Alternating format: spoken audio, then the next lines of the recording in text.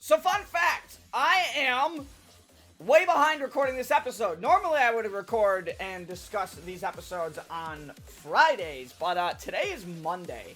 And the reason this is being recorded so late is because, well, I'm sure if you guys saw all the work that was put into the last video on the channel, that's why. That video was over 12 hours of footage to edit, not only from my perspective, but my fellow collaborators' perspectives as well.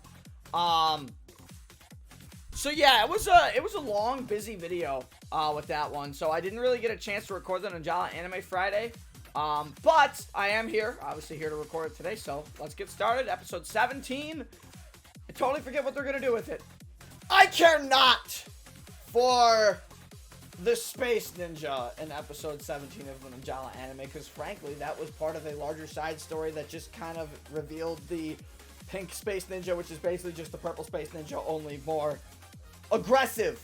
What I do care for in this is things that have been confirmed that I had suspected for so damn long, and the fact that Ron and Jane really starting to push through in the Ninjala anime, kind of revealing some very, very interesting ideas for this episode. So today we're mostly going to talk about the Ron and Jane portion of the Ninjala anime episode. So of course, if you guys are just joining me and you guys have not seen me before, hello ladies and gentlemen and all the core gamers out there, CAJ Man 777 here. It is damn hot in this room because it is like 80 degrees outside. And I am here to talk about Ninjala Anime Episode 17. Oh my, oh my, oh my, oh my, the lore drops here are insane, and I kind of, well, not necessarily the lore drops, but like the overall premise of this episode was kind of insane. So we're going to get right into it. So of course, if you guys are enjoying the Ninjala content here and you want to see more of it on the channel, do me a favor and hit that like button, as well as hitting that subscribe button as we get to talk about this, because mainly for this is going to be probably a bit of a shorter one, because I'm mainly only going to be talking about Ron and Jane this episode, and what they went through entirely in the,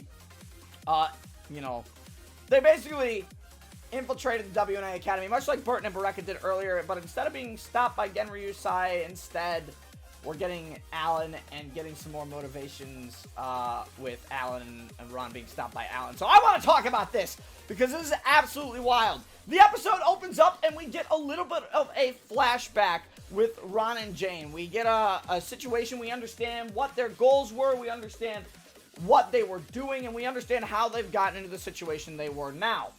And here we go. 冗談でしょ?冗談ならこんな提案はしない。本部に潜入する。Like Burton and Baraka have tried, but these two are trained. 俺の任務は忍者ガムを完成させ、そのデータを奪うことだった。それを遂行したにもかかわらず、お庭番衆に狙われるようになった。私はアレンとコメディカのハロルド大統領が President Harold is his name, Harold. 狙われたところをロンが助けてくれたわね。だが、俺たちは忍者ガムの力を利用せざるを得なくなった。このままではもはや拉致が開かない。君の協力が必要なんだ。そんなことになると思って準備しといたわよ。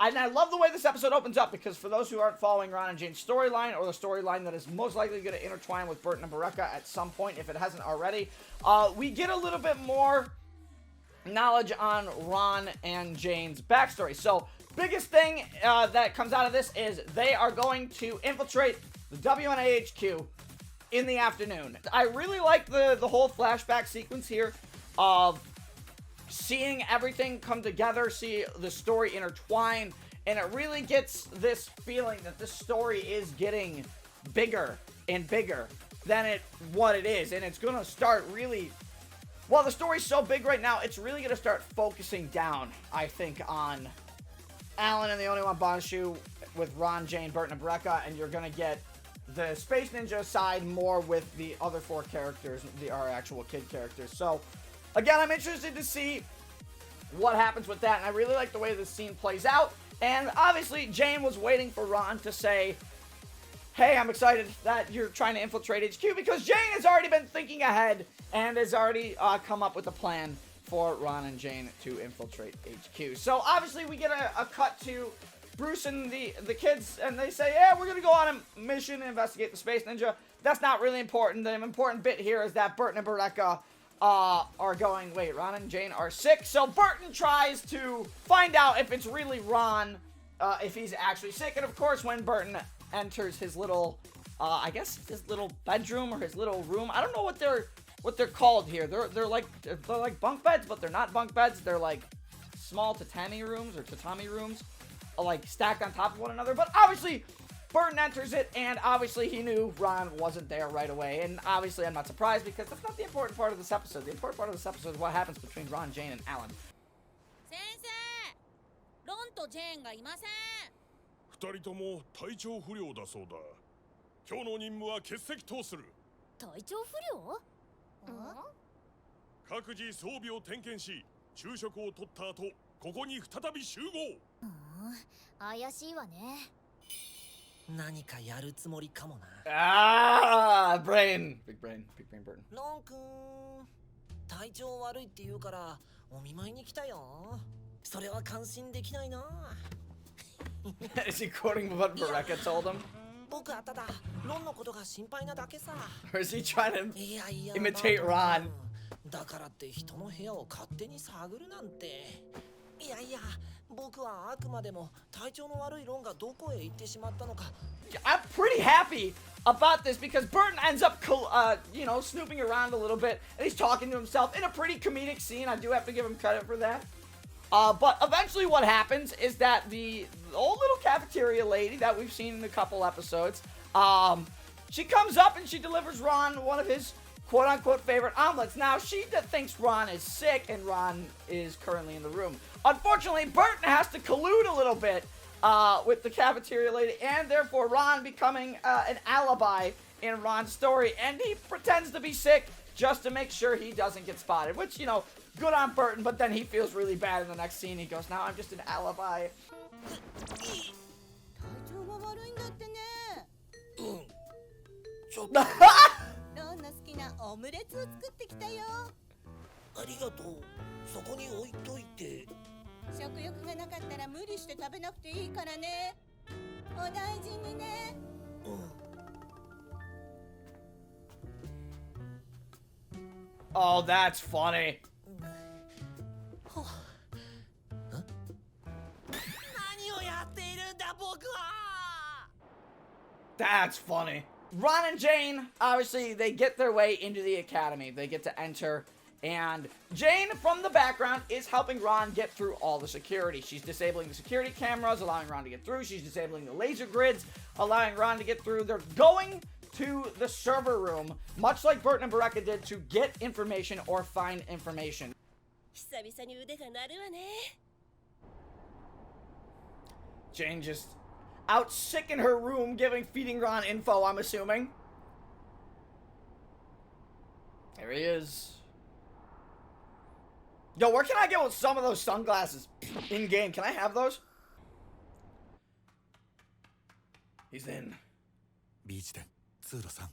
オッケー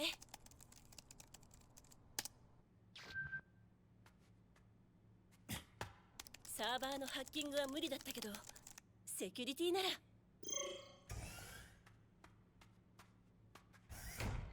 今のところ順調よでもこの先ヤバいのがあるからいきなり飛び込まないでよ了解。ジェーン。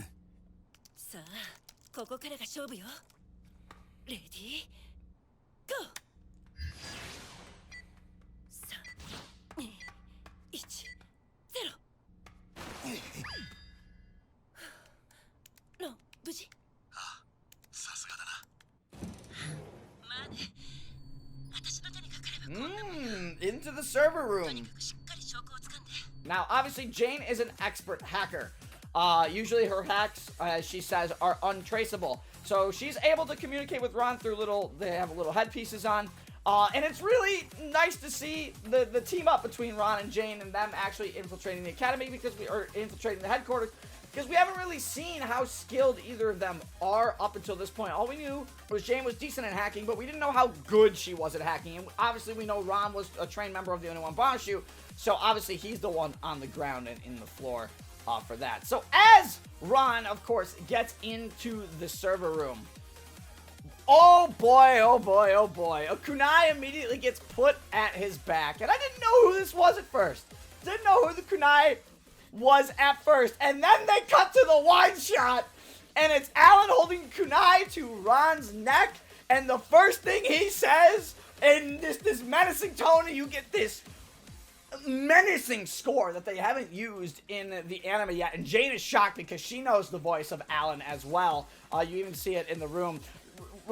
Basically, Alan goes, "Little Ron, oh, if it isn't Little Ron, what business does one of our students have in here, of all places?" Oh my god, the framing on this shot is unreal. Yet again. Alan himself! いやロン君アカデミーの生徒がこんなところに何の用か Oh!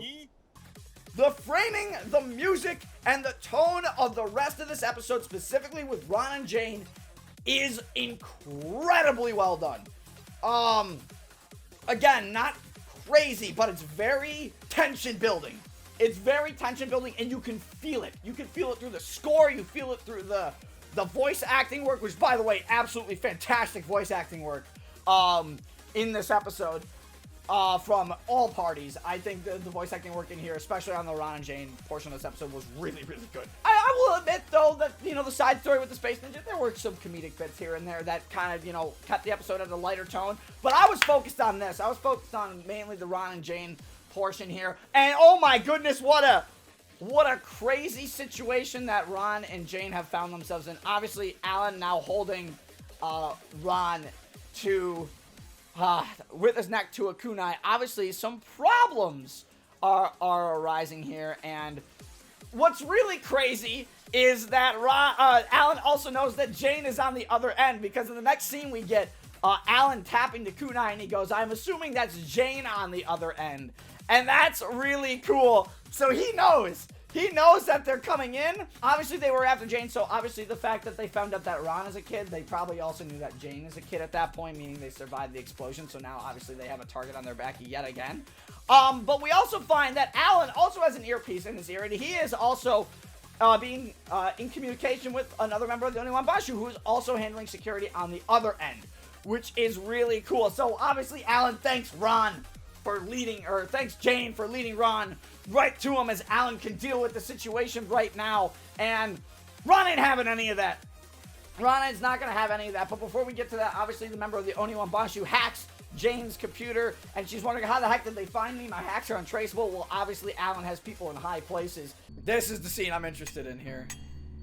この向こうにいるのはジーンかまんまとロンを誘導してくれてご苦労だったな The new OST as well? まさか探知されてたの？私のハッキングが？ And Jane able to get hacked as well, but she is able to fight back. And as Alan tries to swing at Ron in a kimono, which I think is also crazy, Ron still able to move like a member of the Oniwan Banshu, did sneak a piece of the ninja gum and is able to confront Alan. However, Alan brings out some very difficult weapons to deal with, and oh my goodness, the framing shot and his head lowering down while they set the camera this way, and his shoulders kind of come up, and he's like, I've got you now, kind of thing. He pulls out sickle and chain, which is very, very dangerous. It's a very long-range weapon, and obviously Ron pulls out a katana to defend himself in such close spaces. You get the classic, like, Ninjala anime where they do this slow-mo blur kind of thing. I'm still not a big fan of that. I really wish they'd actually just do smear frames outright. I think it would look a lot better for the style of animation they're going for instead of this slow-mo adding a blur. But Alan manages to cut Ron's leg with this chain and sickle, and he starts spinning it menacingly, and we get this incredible scene. This entire scene blows my mind, because obviously Alan goes, it's a shame that I have to end you here and now. The first question Ron asks is, what are you and President Harold trying to pull? And Alan goes, I don't know what you mean trying to play it off. Now, granted, he's trying to end Ron, and obviously Ron's like the only one there, and the only other person who would know would be Jane. So obviously Alan knows where Jane is, so that's not a problem to go send a member of the Only One Boss to like take Jane away or something like that if he manages to deal with Ron. But obviously Ron's alone in the server room, so it makes it really easy. And Ron goes, you're clearly breaking the rules of the Only One Boss. You're clearly stepping above your boundary kind of thing. I just gotta let this whole scene play. I honestly just want to let this whole scene play for you guys because it's just absolutely incredible. So here's the scene. I don't want to like cut over it, but I will talk about one thing that, a couple things that do get mentioned in the scene. But here's the scene.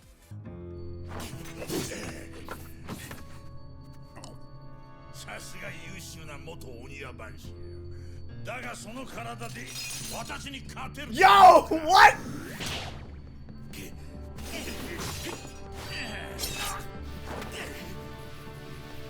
こんなところで始末するのは気が進まないんだハロルドと手を組 Sickle and み chain! しようとしている何のことだ明らかな規律違反だどこに証拠がある証拠がなければこんなことはしないなるほどそれはこちらでどうにでもなる程度の証拠か忍者ガムのデータを手に入れ貴様がやろうとしているのは戦力の増強か、まさか軍隊を本当にお前は知りすぎた Oh! ルーク総長が黙っていない奴の立場もそう Was I right? あの老いぼれに何ができるなんだと忍びの力を研究するしか能のない男だただの人格者では何もできんなめられたもんね So yeah, this is kind of a crazy scene, and before Jane gets to trying to rehack the way in, there's a couple things that are mentioned in this scene right at the end of the scene that I want to talk about. Number one, Ron mentioning that the what are you, obviously as he mentions, what are you and Harold trying to pull, and Alan goes, okay, this is going to be an easy cover up because you're like the only one here. I want to talk about what Ron says here. And what Ron specifically says, as you saw in the scene, is he says that, what are you trying to do? You are trying to use the Ninja Gum as some sort of power grab? Question, and he asks it as a question. And the next question he asks, are you trying to create an army? Are you forming your own army with the Ninja Gum research? And this is something that I mentioned so long ago. When it came to Alan and the Only One Banashu and why he wanted the Ninja Gum to be developed in the first place. Is he going to have members of the Only One Banashu infiltrate the ranks of the WNA or the WNA Academy or the WNA headquarters as kids, even though they still work for the Only One Banashu and they'll still be familiar with their memories, obviously because the Ninja Gum doesn't remove memories, to work for Alan undercover as kids, which is the last thing anybody would expect. Is he forming his own army for that? Is the reasoning behind why Alan was so adamant on pushing the Ninja Gum development further? Why we should say, hey, we have successful prototypes, let's keep making it. Is this the reason why? And you cut back over to Alan, and you get this big, big smirk. And to me, that is telling that right there is the reason he has been so focused on removing any obstacles in his way and removing and being adamant about the development of the Ninja Gum and what he wants to do with it. So, without a doubt, he wants to make an army and replies to Ron by saying, you know too much for your own good, which honestly, in my mind, just gives me confirmation that so many episodes ago when I said he is making an army, I was right. In some capacity, he is making an army. For what purpose? Obviously, to overthrow the WNA. The other thing in this scene that I really want to talk about specifically is what Alan mentions about Luke. Ron mentions that Chief Luke will not stand for this. And Alan's response to this is, that man is too concerned with researching the power of Shinobi. He has too much of a good temperament to put it to good use. And honestly, this is not a bad point from Alan, but at the same time, this is also a pretty damn good point from Alan, because all we've seen of Luke so far, he has been trying to preserve the peace, preserve the relationship between the shinobi helping the world instead of going on like assassination missions and stuff like that. That's what they had the Oniwan Banshee for. They had basically a security division to help them with that. And Ron was a part of that division, and obviously the Oniwan Banshee has a branch of assassins as well. That's like for like those really special situations. But Alan's response saying that he has such a good temperament. You really think that Alan is sick of all this goody two-shoes work of the shinobi helping, or the power of shinobi helping develop the world to the state? He doesn't deny that the power of shinobi had helped. He doesn't deny necessarily that the power of shinobi with this statement did help the world get to the state it's in, but he can't sit around and stand by and watch the world continue to be in this state when there are so many more things we could be doing with the Ninja Gum research kind of thing. And this is where the evil mindset kind of comes into play, because while Alan isn't necessarily wrong here, he is in the wrong with it, the way he approaches the mindset with it. Obviously, this is a really, really intense scene. Again, the score makes it very well played, but it definitely seems like Alan is aiming to take over the WNA headquarters for, again, some unknown reason. He wants to rise to power. He wants to make an army. Why? That doesn't necessarily get answered. I'm sure we can infer a couple things off this episode. I'm sure there's going to be some crazy lore theories coming off on this episode as well. If it's not just from me, it'll be from other people. But this is getting intense in the terms of Alan and the Oniwan Banshee. But of course, then we get a back and forth between the hacks of Jane and the hacks of the members of the Oniwan Banshee as Ron is making his way to escape out of the WNA HQ. And eventually he does manage to get out of the WNA HQ, but not without the assistance, of course, of Luke.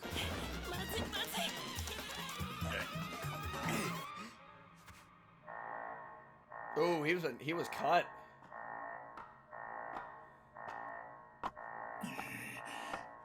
He was cut pretty bad too.